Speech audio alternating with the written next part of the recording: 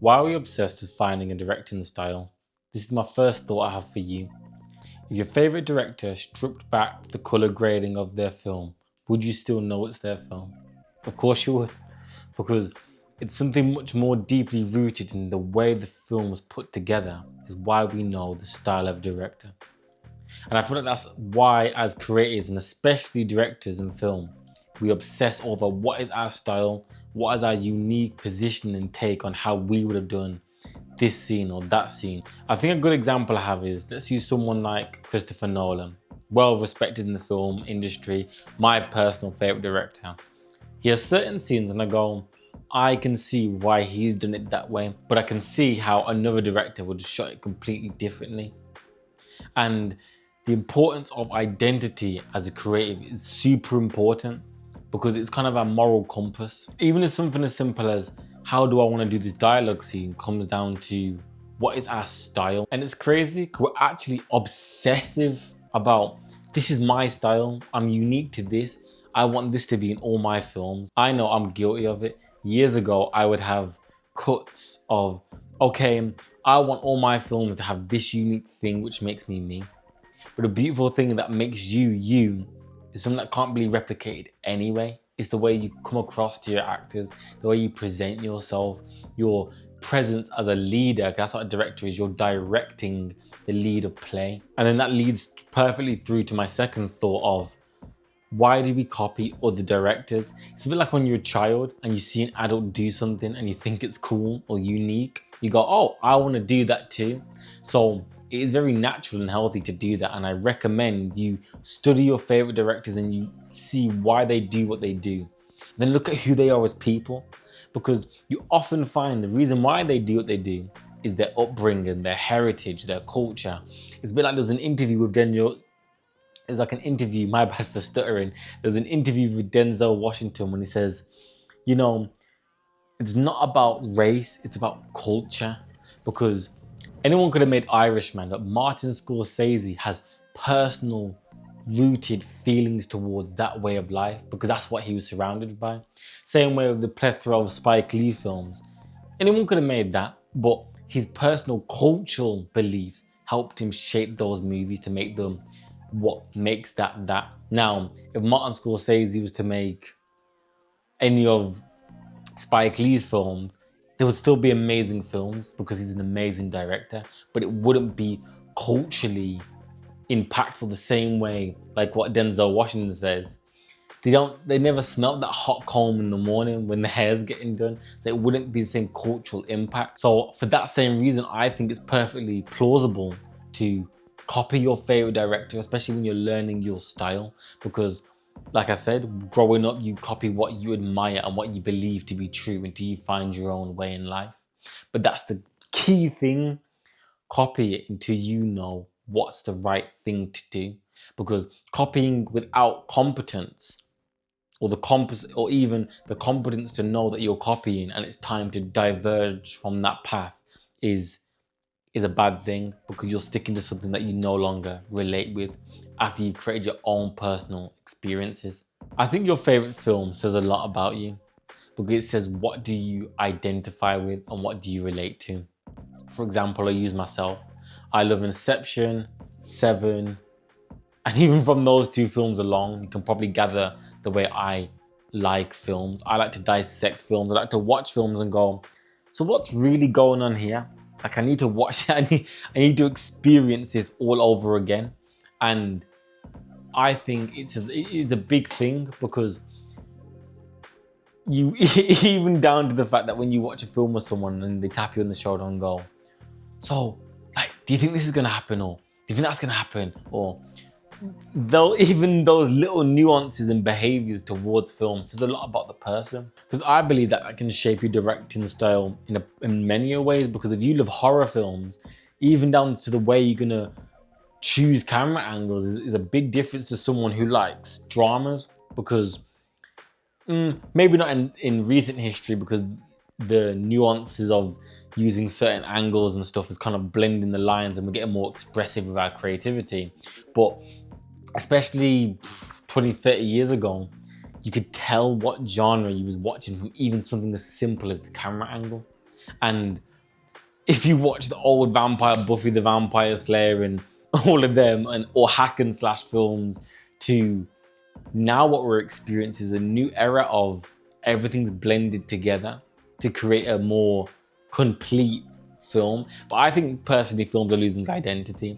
I think everything's trying to be everything when I think everything should be to what it's trying to be. And that's why I say you don't find your directing style. It gets revealed over time through your personal experiences, from the movies you choose, to the directors you like, to the even the nuances of something. I know it sounds crazy, but even under color grade, and if you look really deeply, you prefer the grade of certain films over others because of the way it makes you feel. People don't believe in all these nuances in film, but when you really look deeply into who you are as a creative, it's important to understand why you're making those choices. Because if you don't know why you're making those choices, you're being influenced to make those choices and you don't even know why. And there's a psychologist called James Clear, and he believed lasting change comes from identity, not goals. And when you really think about that, like to what I was saying, to the choice of director you like, to the movies you like, to the way you like to even enjoy films, do you enjoy them at home, streaming services? Do you like to watch them with friends and family? All of that creates an identity of who you are. And that's what makes a lasting change of why you like certain films. And that's why I keep going on about the importance of knowing why you make those choices. Don't allow your choices to be made for you and you don't even know that that's happening. Because as a director, if you're directing the play of what's going on, you have to be conscious about why I want those choices in my film.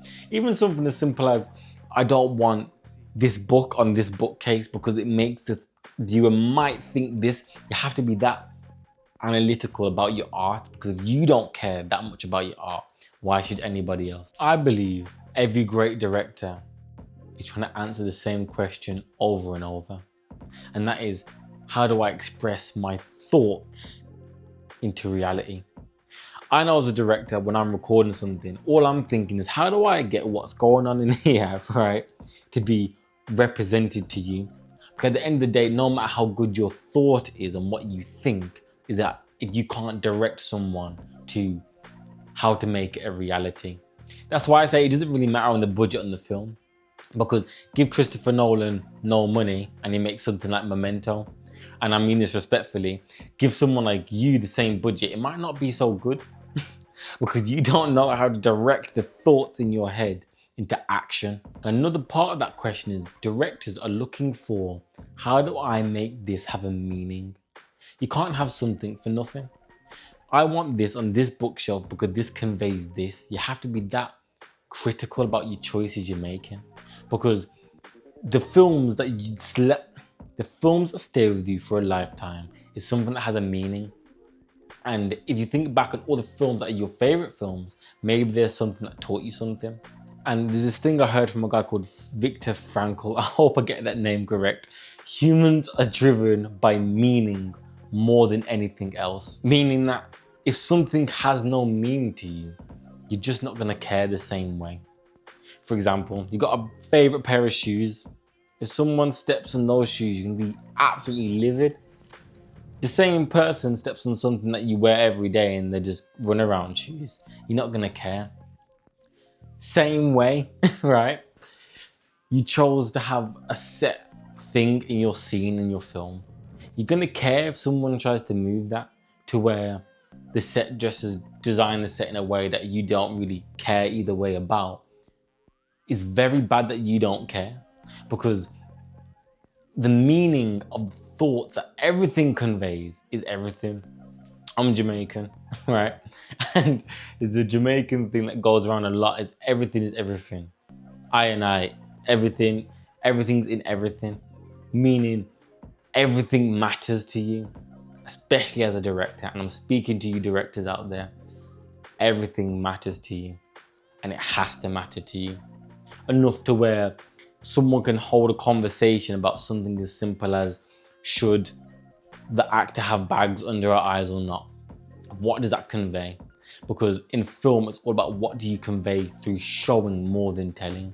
I don't want to be told that she hasn't slept for 3 weeks and her boyfriend broke up with her and she's having a terrible breakup. I want to see the apartments in ruins, the tubs of ice cream, and his heavy bags under her eye. We know the breakup was bad. Whereas you can go, her friends conveying something in dialogue about how bad the breakup. You don't want to hear that. You want to see that. And the friend goes, wow, you're not in a good state. How much easier is that? And how much more will the viewer appreciate them not having to sit through pointless dialogue when there's no need to, when they could simply just show it through action. And moving on to another thought I have on this whole topic is your life writes the film before you do. And this all links back to the first point of identity, right?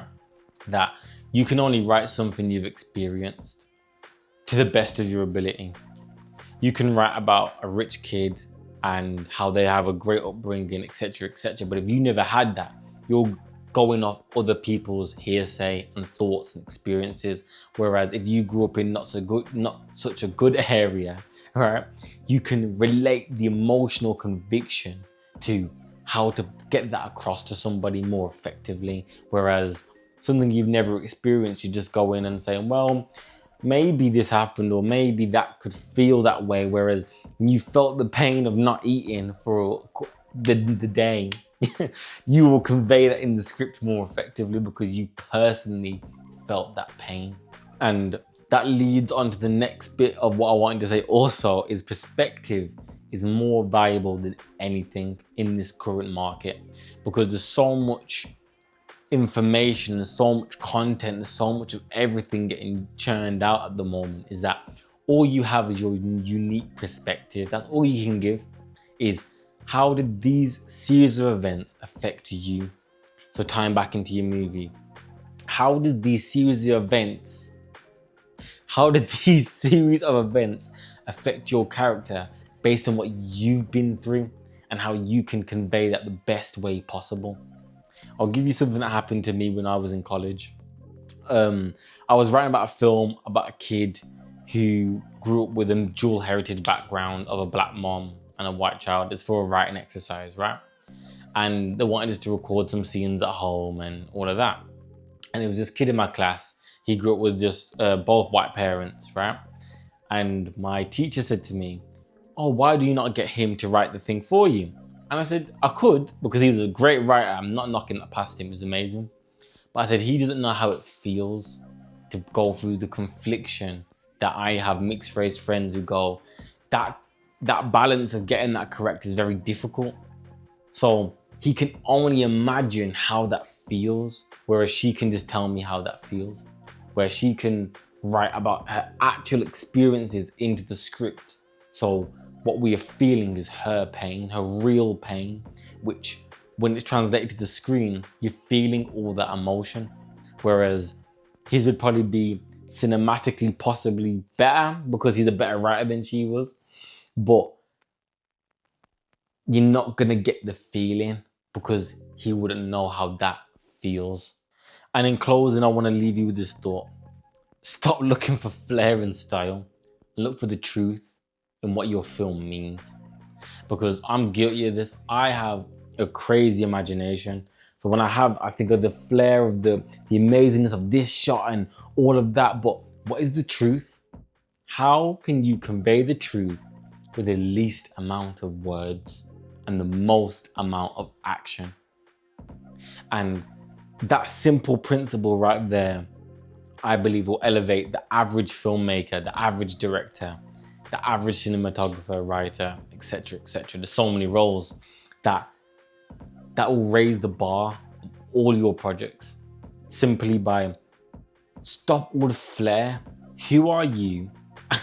What are you writing? And how do you convey that to action? Is he running late? Okay.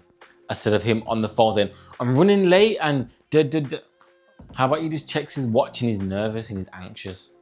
How much more would your viewer enjoy to see that than more dialogue? Sometimes we just simply want the action. Everyone lives for action. Especially once again in this economy, people want to see what's happening. Stop telling us. We don't want to know. I want to see. And this is my first recording of Frame of Thought. This is the first episode, first season, whatever you want to call it. I'm just grateful for having you lot hear my thoughts as a film director, as a creative, as someone who wants to give back to this industry, which has given me so much in my framework of thought and imagination. And if this video helped you in any way, please leave a like, comment, subscribe. Whatever platform you're on, please inform me. Let me know how you found the information I was trying to convey to you. And yeah, have a great one.